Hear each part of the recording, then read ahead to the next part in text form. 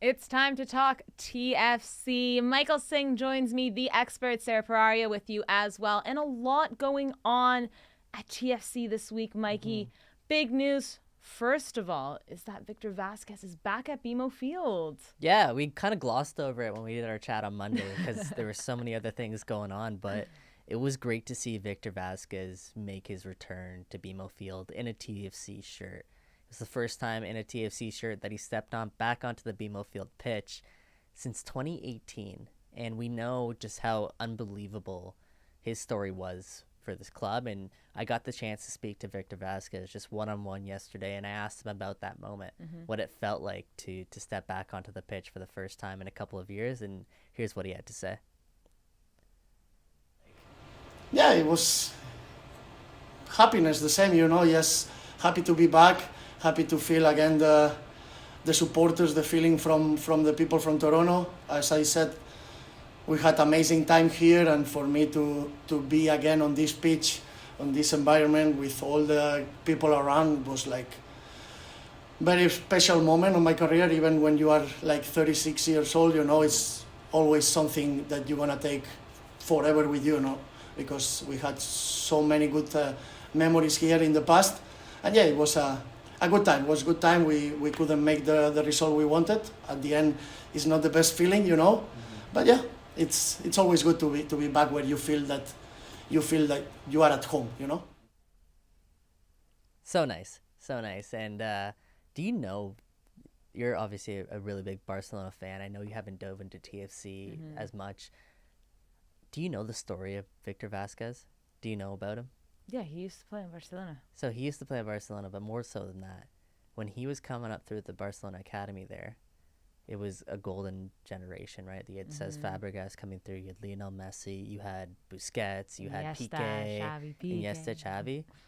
The best player, apparently, of that crop when they were coming up was Victor Vazquez. What happened to him? And well, that's the thing, right? Well, when he was actually coming through the academy, and this is the story, is that he suffered some really bad injuries, and it was sort of just bad bounces. And eventually Pep Guardiola, he ended up playing, I think, 3 matches for Barcelona, and he scored 1 goal in those 3 matches. And then Pep Guardiola said, you know what, like, it's probably better for you to go elsewhere, for you to get the opportunity. And then he ends up going to Club Brugge, and then he has a couple other stints beyond that. But there's some really interesting quotes from, both Messi and Cesc Fabregas who talk about this, about how good Victor Vazquez was growing up. And Victor Vazquez was mentioned that as well. But I thought that was, that story is pretty remarkable, seeing where he is now with Toronto. But yeah, I had a really good chat with Victor Vazquez. I gonna have a couple articles coming up where he gives me some really interesting tidbits, not just about him coming back home, but perhaps looking forward to what's next for Victor Vazquez. So stay tuned for some of that. And he's a fan favorite here, so it was nice to see him, get the love. Yeah, absolutely. Hasn't he won a Champions League with Barcelona? Was he not on that squad? Ooh, I think he might. But so he was on, like, I would say around 2009. He left Barcelona in, like, I think 2010 was when he left. So he might have been on, like, the 2007. I think he might have been, like, one of those players that was on the squad, but then never really playing. Yeah. But then you forget, oh, well, they technically were on the squad, so They got it. Listen, any player that's coming from La Masia to TFC is something that TFC want. We know he's a bit of an aged player, but they teach you stuff over there that I swear it can't be taught. It's like they bring it out of you. It's incredible. That's another thing. We talked about his role, too, with TFC, and he understands he's 36 years old, but what they brought him in for is the way that he thinks the game. It's like none ever we've ever seen at TFC. So just really nice to see him back, at BMO Field in a TFC shirt and just around the group. Just want to confirm, Victor Vazquez, the 2-time Champions Leaguer with FC Barcelona, 2008, 2009, 2010, 2011. There you go. Champions League winner back at TFC. Very exciting. Also very exciting because of the attacking position he plays in the middle, but because Lorenzo Insigne out for 3 to 4 games. Bob Bradley is saying, what a miss this is. I mean, we spoke about Insigne's injury already, but it's kind of like it just keeps getting worse and worse for TFC right now. Yeah, it's a bad bounce. And I talked about this on the homestand show earlier. He re-aggravated his groin injury. It sounds like Friday is when it really came down and really occurred. They wanted to see how he responded on Saturday. He doesn't respond in a great way, and that's when they opt to do that second scan, which we listened to back on Monday. And second scan is done, and it turns out that he re-aggravated that groin injury. Now he's out 3 to 4 matches. But listen, people are acting like he's out for the season. People are calling him an injury. They're injury prone. They're calling him a flop. They're calling him. There's calls to ship him off to Saudi Arabia and all these other countries. It's 3 to 4 matches that he's gonna be missing here. Like, it's not make or break for TFC's season right now. But I get it. It does feel like a bigger loss than just one impact player based on the way TFC's roster is constructed. Because we've said if they don't have Insigne and Bernadeschi, they're in trouble. And the start to the season obviously doesn't do that any favors to, calming the nerves right now. Yeah, I think it's just the fact that he is kind of like the main focus at TFC. Of course, Bernadeschi too, but Insigne was really like the shining star when they signed him last season. Most expensive player. Already got injured in the first match, then missed 2, could potentially miss up to 4. So we're talking 6.5 matches at the beginning of the season. Not even a fifth of the season. But I just think it's the way it's starting. And we also know how dramatic Toronto fans are, not just TFC, everyone in this city. It was when you tweeted about the injury and the comments below of how upset people were. You're not winning. Like, an injury happens, you're not winning. Yeah. It is what it is. Like, you can't, if TFC hides that information, then fans are like, oh, why aren't you giving us clarity? When they come straight out and tell fans 3 to 4 matches, oh, he's a flop. You know what I mean? Like, there's no winning when it comes to situations like that. An injury happens. It does happen. It's just that there is now a recurring narrative with the club that muscle injuries in particular continue to happen to big players. Mm-hmm. And it is unfortunate. Maybe it's bad luck, or maybe it is, they're not taking the right precautions and maybe not the right training regimen for some of these players. But for whatever reason, it keeps happening to important players on Toronto FC the last couple of years, even dating back to sort of the Josie Altidore era. It is something that's, it's a dark cloud hovering over the club, and Lorenzo Insigne is just sort of the latest example. So I do understand the frustration, but like I said, it's not like he's out it's not make or break this next period that Lorenzo Insigne is not in. I think there's a bit of an overreaction. Well, we can hope. I mean, let's see what happens in 4 weeks' time. It's a little unfortunate for TFC, but I'm hoping for the best. I know we all are. Let's cross that bridge when we get there. A new face, though, at TFC in Christian Gutierrez, the Chileno from Vancouver Whitecaps, who actually has now signed to be eligible for playing for Team Canada. He could have gone for Chile, played at U20 for Chile. Former Colo Colo man, now playing for TFC. Yeah, no, it's a good addition for Bob Bradley's side. We've talked that they need fullback depth, and this is a guy with 44 games of MLS experience under his belt. He's 26 years old, and that's kind of the age area that you want TFC targeting players, right? They have young players, they have a lot of older players. You kind of want some fresh legs into the mix, and that's what Christian Gutierrez does offer at left back, just some cover behind Raul Petretta.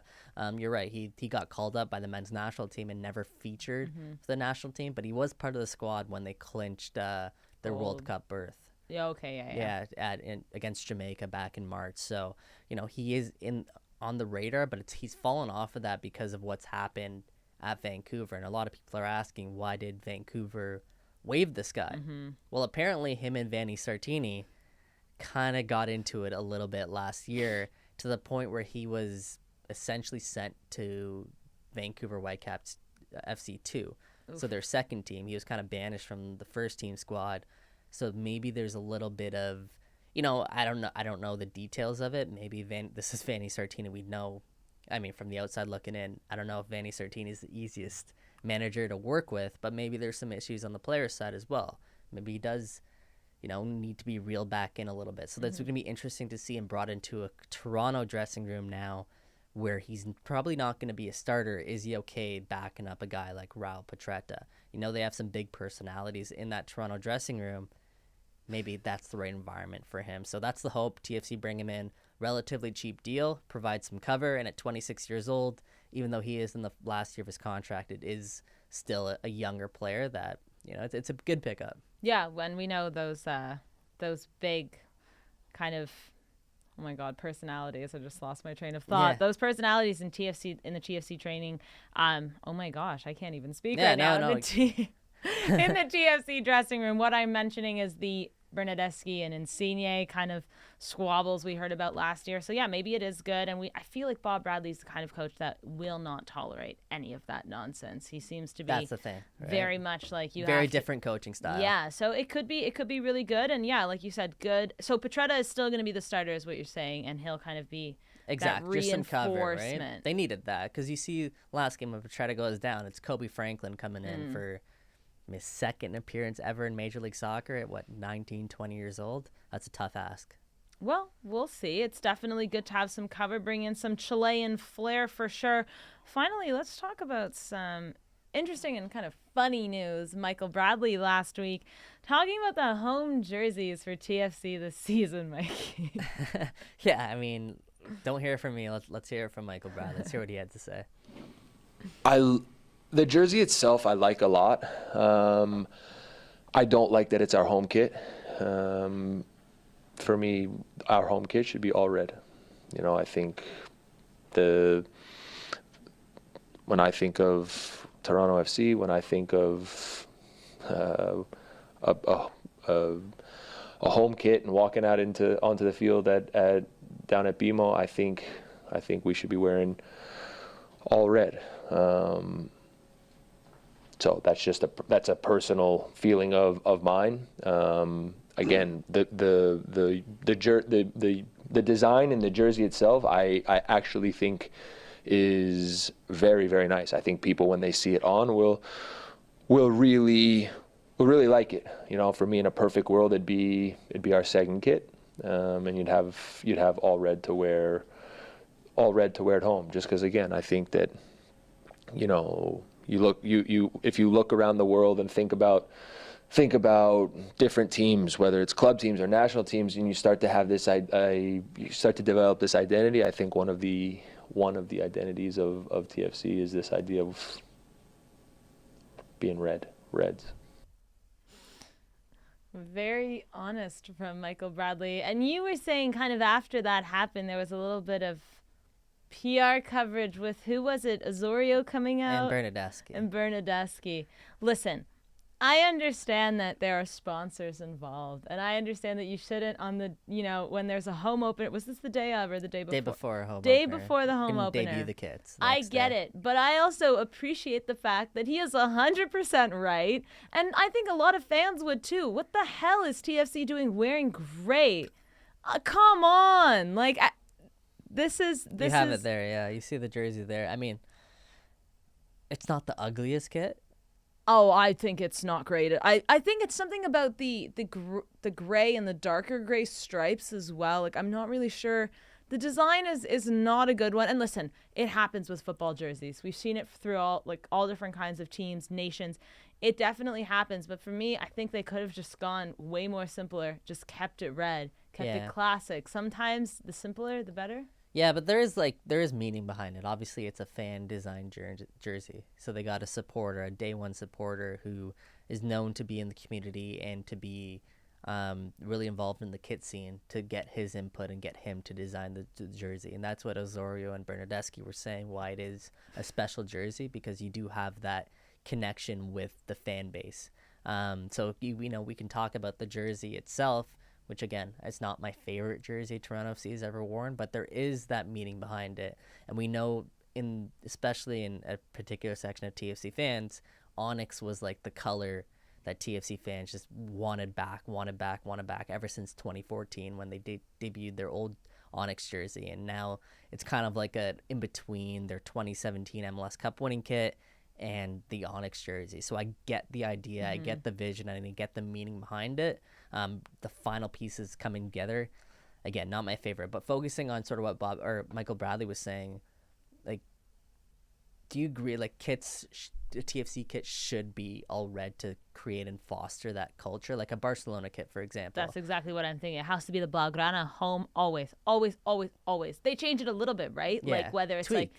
little tweaks, whether the yellow is going to be in there, the size of the stripes and stuff like that. But Barcelona's home jersey, always Blaugrana. Liverpool, home.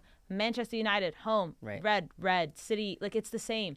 So for me, it was just like, I don't know, obviously comparing it to like European clubs, I just think it should kind of stay relatively similar. I didn't know the backstory though, and to the fan who designed the jersey, I could never do that. So no, it's definitely, they're talented, and it actually does make me appreciate it more, knowing that story is there and a fan did do it. But I do think with football jerseys, the home jersey is meant to kind of resemble the same colors and that home team and the history and all that. You created an enemy out of that fan, by the way. I'm so sorry. I really am.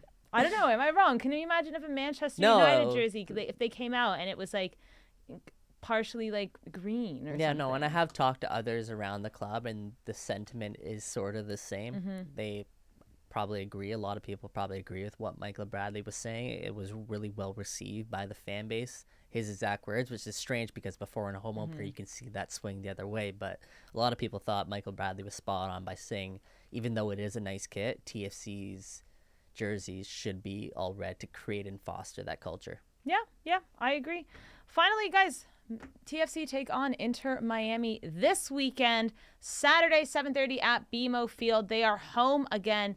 Mikey, Inter Miami, we know this is not going to be an easy game. No. They beat Philly. They beat Montreal. They lost to New York 1-0, but they're fourth right now on the table, if we can take a look at that. They've played 3 games, but they also have, I think, 4 goals in their 3 games, and they are looking like they are going to be a tough team in the East this season. Yeah, big loss. We talked about Insigne missing 3 to 4 matches. One of their most important players in midfield, Gregor, is going to be out 6 months. Oh my God. Right? Like you got to put these stuff into perspective sometimes, but he's going to be a massive loss for this team. Obviously, the main guy up top is Joseph Martinez. Pizarro has refound his form with Inter Miami after not being with the club a bit last year. U.S. men's national team fans, of course, will recognize DeAndre Yedlin on the right back side. It's a decent squad. They do have depth. Phil Neville has done a good job of sort of rounding out the roster. It's not necessarily a typical Inter Miami side that we see where they have a bunch of star names and big names, kind of like a TFC. It seems like they've gone the more traditional route in Major League Soccer, which is, rounding out their roster with guys who you get good value of. We'll see what happens in the summer. It's going to be a big change, so it's not a bad time right now to face Inter Miami because in the summer they're going to spend big. But yeah, it's not an easy matchup whatsoever at BMO Field, and I think Inter Miami fans are liking their chances, especially with no Insigne. Yeah, no kidding. Really quickly, Akinola, Diamande, are they expected to be here for this match? I think Iowa Akinola will be. Again, we'll get official update out of Bob Bradley. Diamande is not yet. He's about a week or 2 away. Raul Petretta as well, as we saw him leave last match with an apparent injury. He's back in training. He's doing full training, so it sounds like he will be on track to start at left back. But if not, you got Christian Gutierrez right there to back him up. Bring on the Chileno. All right, guys, TFC Inter Miami, March 18th, at BMO Field.